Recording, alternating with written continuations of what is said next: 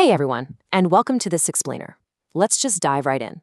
Today, we're taking a really intimate, fireside look at the American Revolution, but we're not looking at it from the perspective of legendary generals or those famous politicians in powdered wigs. Instead, we're looking through the eyes of a completely ordinary farmer named Philip Roe as he recounts his rather remarkable life to his grandchildren in the year 1815. There's just this profound sense of acceptance in his words. Try to picture this. An aging grandfather sitting by the fire. He came from really humble beginnings in Hunterdon County, New Jersey. He openly admits to his grandkids that his memory isn't perfect, his hands ache on cold mornings, and he didn't even know his own parents well enough to share much about them. But he's made his peace with what he doesn't know. And honestly, that sets the emotional stakes perfectly for the incredible, deeply human story he's about to tell. So this brings up a massive question for us as we look back, right? What did it actually cost an ordinary farmer to build an independent nation? When we read about the late 18th century, we always see these massive geopolitical shifts and grand ideals. But the deeply personal human price? Well, that's exactly what Philip's story uncovers for us. He was really just a young guy trying to build a farm and a family, suddenly caught in a world that was about to turn completely upside down. Now, Philip lived in a very dual world during this time. To his English-speaking neighbors, he was Philip Rau. But in the Zion Lutheran Church records and to God, he was Rau, spelled R-A-U. You see, Philip was of extremely proud German heritage. He grew up speaking German, and even as an old man, he kept his accounts and his Bible records entirely in the German language. He never actually learned to write English. He just relied on a schoolmaster nephew named John Beamer to handle his English business. He was constantly balancing his deep cultural roots while literally fighting to build an English-speaking nation. 19. That's how old Philip was when he married Mary Smith in July of 1772. She was actually a bit older than him, 21, which he happily points out never troubled either of them in the slightest. They were married by Reverend Frederick Delliker and settled down in Tewksbury Township in a little place called New Germantown. He wasn't a wealthy man by any stretch. He just had land, strong hands, and a wife who was willing to work right alongside him. They were just starting their simple, hard-working life together. And then 1775 hits. Open rebellion breaks out against the crown. Philip immediately answers the call to join the Hunterdon County militia. So he goes from being a brand new father in 1775 to enduring incredibly dark days by the fall of 1766, personally witnessing General George Washington's desperate retreat through New Jersey. Lots of folks thought the revolutionary cause was totally lost. But then came the winter of 1777 at Trenton. What was supposed to be a standard one-month duty stretched into 6 absolutely freezing weeks.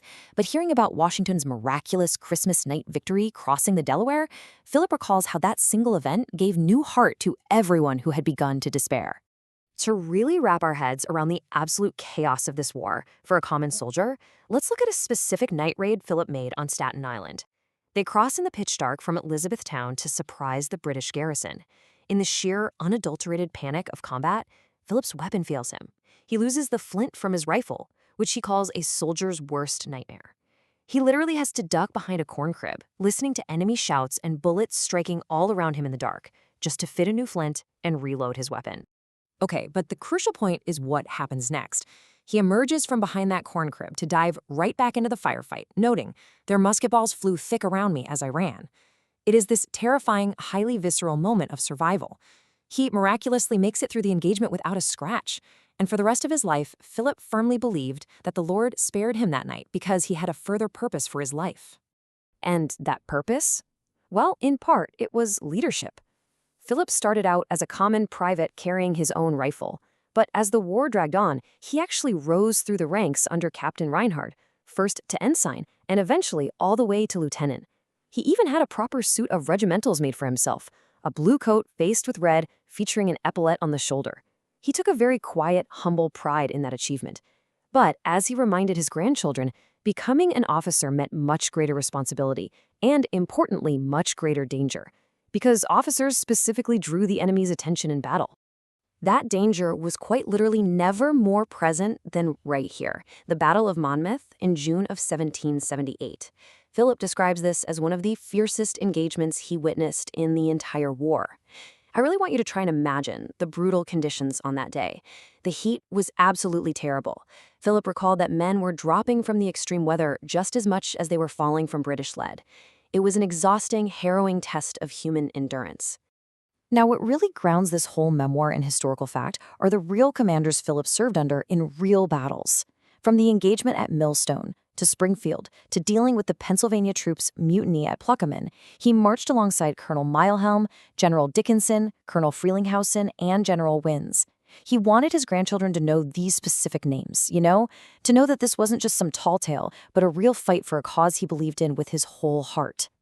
So, when the war finally wraps up in 1783, Philip gratefully puts down his rifle and takes up his plow once again. He and Mary brought 8 children into the world, some of them born even while the worst of the war was raging. They baptized every single one at the local Zion Lutheran Church. But peace didn't mean an absence of pain. Amidst the joy of watching his kids grow up, marry, and farm the land, he carried the profound, lingering heartbreak of losing 2 of his young boys, William and Johannes. But despite that terrible tragedy, his family truly flourished into the early 1800s. Just look at this heartfelt sentiment from Philip. I love each grandchild equally, whether there be 1 or 8. We've been talking about this grand historical war story, but this brings us right back down to deep human affection and legacy. By 1815, his children were having children of their own, bringing him the immense joy of bouncing a whole new generation on his knee while he told them these very stories. As an old man looking back, his words just perfectly capture his dual identity. He says, "A man can love his homeland's customs and still give his loyalty and his blood for the country of his birth." He was never ashamed of his German heritage. He maintained it proudly, keeping his records in German to his dying day, all while bleeding for an English-speaking nation's independence. It's just a beautifully complex early American sentiment. Right before his death in 1817, Philip left his grandkids with a final, overarching message. He wanted them to work hard and to value family above any worldly things. He urged them to be proud of their German heritage while building their new lives as Americans. And most importantly, he reminded them that freedom was secured through shared sacrifice. And that wasn't just by the men who fought, but by the women, like his wife Mary, who kept the homes, the farms, and the families together while they were away. He pleaded with them to pass these stories down, so the memory of what they endured wouldn't fade away. And, that leaves us with a pretty profound question to ponder. How will you remember the cost of your freedom? Philip Roe was just an ordinary farmer who did extraordinary things simply because his time demanded it. He reminds us that the history of a nation isn't just written in treaties and acts of Congress.